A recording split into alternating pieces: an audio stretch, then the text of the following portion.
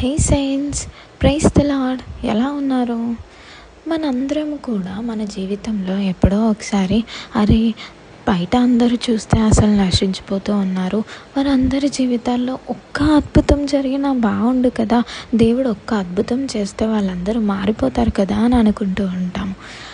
అలానే మనం ఒకవేళ నిర్గమకాండంలో ఎక్సోడస్ చాప్టర్లో చూస్తే కనుక అక్కడ మోషే ద్వారా దేవుడు ఎన్ని అద్భుత కార్యాలంటే లిటరలీ భూమి మీద ఎప్పుడూ చూడని ఎప్పుడూ జరగని అద్భుత కార్యాలు చేశాడు.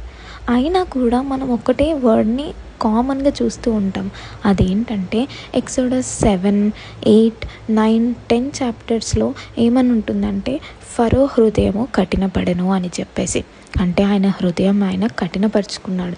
నేను ఒకసారి ఆలోచించాను, అసలు మనుషుడు ఎలా దేవుడే వచ్చి అన్ని కార్యాలు తన ద్వారా చేస్తున్నాడు అని బయలుపరచబడినప్పుడు, వాళ్ళ మాంత్రికులు చేసిన అద్భుతాలన్నీ నిర్వీర్యమైనప్పుడు, ఇన్ని కార్యాలు దేవుడి హస్తమే చేస్తుందని వాళ్ళే రుజువు చేసినప్పుడు అసలు ఎలా వాళ్ళు నమ్మకుండా ఉంటారు?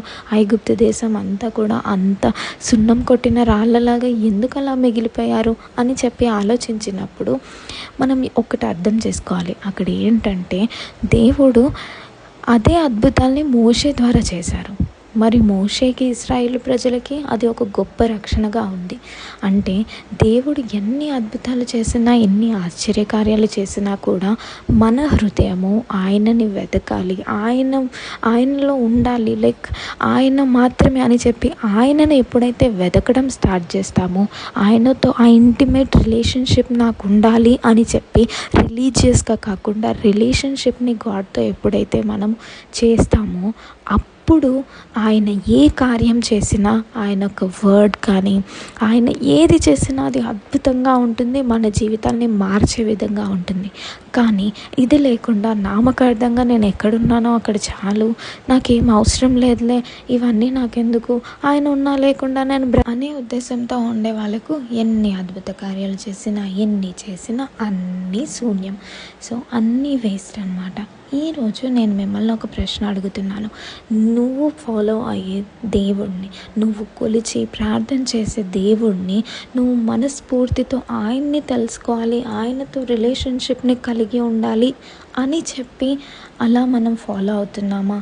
లేదా ఏదో ఒక అద్భుత కార్యం కోసం, లేదో ఒక ఏదో కార్యం జరుగుతుంది, ఏదో సంథింగ్ వెళ్ళిపోతుంది, ఏదో సంథింగ్ వస్తుంది అని చెప్పి ఆశ పెట్టుకొని అలా చేస్తున్నావా? దేవుడు ఒకటి అంటాడు కదా, మొదట నా రాజ్యాన్ని వెతకండి, అవన్నీ కూడా నీకు సమకూరుతాయని చెప్పేసి. సో ఎప్పుడైతే మన హృదయము ఈ లోకానుసారమైన వాటి వైపు కాకుండా ఆయన రాజ్యాన్ని మొదట వెతకడానికి మన హృదయాన్ని మనం సిద్ధం చేసుకుంటామో, దేవుడు మోషేకి తనను తాను బయలుపరుచుకొని నువ్వు నా కోసం వెళ్ళు, నేనున్నాను నీతో అని చెప్పి ఏ విధంగా అయితే శూర కార్యాలు చేశాడో, ఏ విధంగా అయితే భూమిని తలక్రిందులు చేసేలాంటి కార్యాలు చేశాడో, అలా నిర్ణయించుకున్నప్పుడు మన ద్వారా అట్లాంటి కార్యాలు అనేకమైనవి చేయడానికి సిద్ధంగా ఉన్నాడు.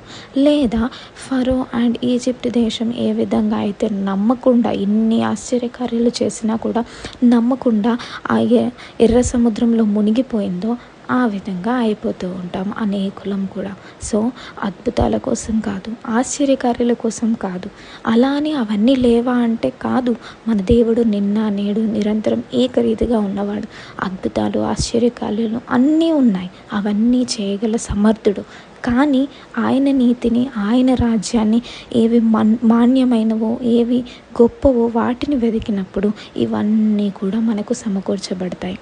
సో ఈరోజు నేను మిమ్మల్ని అడుగుతున్నాను, ఆయన చింతకు రండి, ఆయన్ని మాత్రమే ఆయనలా మీరు తండ్రి, మీరు గాడ్ కాబట్టి నేను మీతో పాటు ఉంటాను అని ఎప్పుడైతే మనం డిసైడ్ చేసుకుంటామో, ఆయన మన చేతిని పట్టుకొని మనల్ని గమ్యం వరకు నమ్మకంగా నడిపించే దేవుడు, మనల్ని గమ్యానికి చేర్చి ఆయనలో నిలిపే దేవుడు.